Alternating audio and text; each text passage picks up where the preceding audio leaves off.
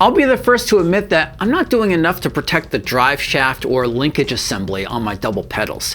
This goes in the same case as my double pedals, and sawdust and other debris can accumulate in there. Plus, it's probably getting banged around too much while in transport. Let's take a look at a simple DIY case to protect this important gear. Everything that you're going to need today can be picked up at a Lowe's or a Home Depot. We're going to go with a simple PVC pipe assembly for this. There are a few things that are important to know when picking out the PVC piping. The first thing you need to know is what diameter of PVC piping do you need? That's going to depend on the bulkiness or the footprint of the linkage assembly itself, and how many pieces you're going to break that apart into. To answer the second question first, you'll most likely want to break this linkage assembly into as many pieces as possible. So in my case, my DW and my Trick linkage assemblies, I'll break these into 3 sections. That way they take up the least amount of length. Once you've done that, you'll need to measure those 3 pieces of the drive shaft next to each other to determine what that diameter is that you need. I can tell you that for my DW red ends version here, I need a 1.5 inch PVC pipe. My Trick drive shaft, this guy's a little bit bulkier, plus I've added some custom memory locks onto it, which take up even more space. So for this guy, I actually needed a 2 inch PVC pipe. If you're using a different brand drive shaft, then just keep in mind that the listed diameter on those PVC pipes is the ID, the inner diameter, and you won't lose additional space due to the thickness of the wall of the PVC pipe. If anything, that inner diameter is a little forgiving. Next up, you'll need to look at the type and grade of those PVC pipes. You'll see things such as Schedule 40 or Schedule 80. You'll want the Schedule 40. It's cheaper, and you won't need anything as strong as Schedule 80, which is meant for industrial purposes. You'll also see some PVC piping listed as furniture grade.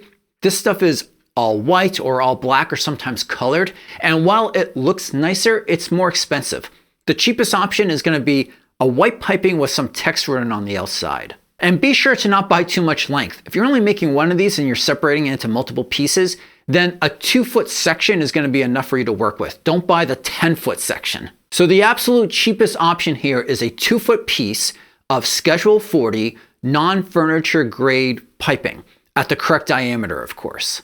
Next, you'll need to close off the ends. There's a few style caps, as they call them. You have a larger cap like this, which is called a pressure cap, and a smaller version like this, which is called a test cap. The pressure cap is much deeper, so it's more likely to stay on well, but it'll also be harder for you to remove. The test cap, of course, is the opposite. It's easier to remove. For some reason, I sometimes find that smaller test cap costs more money, so be sure to shop around and find the best deal. There are some other options such as furniture grade caps, but again, that's going to cost you more money.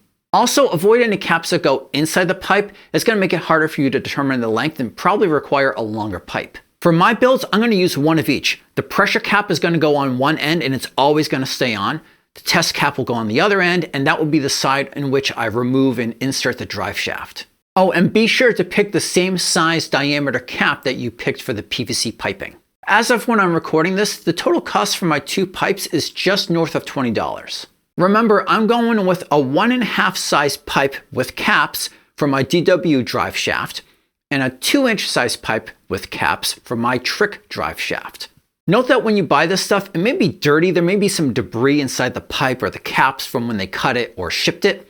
We are going to clean this stuff before we use it for real, but we're going to cut the pipes to length before cleaning it. In order to cut it to length, we have to determine how much of that pipe to remove. I found it's easier to put the cap on one end, insert the drive shaft, and then actually measure inside the shaft for the excess space that's in there. Alternatively, you could then take that cap off, remove the drive shaft, being sure that it's still bunched up the way it was inside, and then measure the actual length needed. You may want to add an extra 1/8 of an inch of space just so you have a little bit of wiggle room. Also, if you're making multiple builds, you're going to have to measure each build separately. That's because when you get that 2-foot length of PVC piping, it will not be exactly 2 feet long. And remember, measure twice, cut once. Double check the length needed, mark it on the pipe with a pencil, maybe make a couple of marks, double check again the length needed. Once you cut that pipe, you can't get back more length that you accidentally removed. Now I'm going to show you 2 ways to cut the pipe, the correct way and the cheap way. First, the correct way. I'm going to use an actual PVC pipe cutter for this. The pipe cutter I'm using takes pipes up to 1.5 inches, so this will perfectly accept the pipe needed for my DW build. These are fairly simple to use. Just be sure to not go too fast because you may accidentally break the pipe instead of cutting through it. Follow the directions from the packaging to open it up. In my case, I have to just pull down on this black switch twice to open it up all the way. Insert the pipe and slowly start to squeeze the handles together until it just starts to make an indent on that pipe or really score the pipe. At this point, if you really want to, you could loosen the handle up a little bit and start to rotate the pipe around, and this will just allow you to score the pipe all the way around its circumference. It's not really necessary, but it made me feel better. I felt that I had a better marking as far as where I was going to be cutting it through. Once you're ready to cut this for real, start to squeeze the handles until you hear a click. At that point, release the handles and squeeze them again until you hear another click. Keep repeating this until you cut all the way through. Be sure to go through this process slowly, and if you're having problems squeezing those handles, find a really hard surface like a workbench. That way you can start to put your whole body weight on that top handle to be able to squeeze them together. As mentioned, that's the correct way. Unfortunately, that tool costs as much as the parts needed for this build. So the cheap way would be to instead just cut the pipe with a saw. This time with your pencil, you'll want to mark the pipe all the way around, then use a knife to score the pipe all the way around. That way you have a really good guide for when you go to cut this. Finally, get your trusty hacksaw and maybe throw some gloves on for safety's sake. When you go to cut through this, it's going to be really slow going, so just be patient with it. Also, it's going to make quite a mess. When you're done, use a knife to clean up any burrs that you caused when cutting through that pipe. Next up, let's clean these things. Just rinse them out in water. Be sure to get the inside of the pipe and to rinse out the inside of the caps as well. Dry them good, shake them out. You may want to still wait for them to dry overnight though. Once assembled, I put the pressure cap on the side that I cut. That's going to stay on there as mentioned, and then the test cap is going to go on the uncut side. Now, as you saw, I did have this Trick Driveshaft. I don't actually have Trick brand bass drum pedals.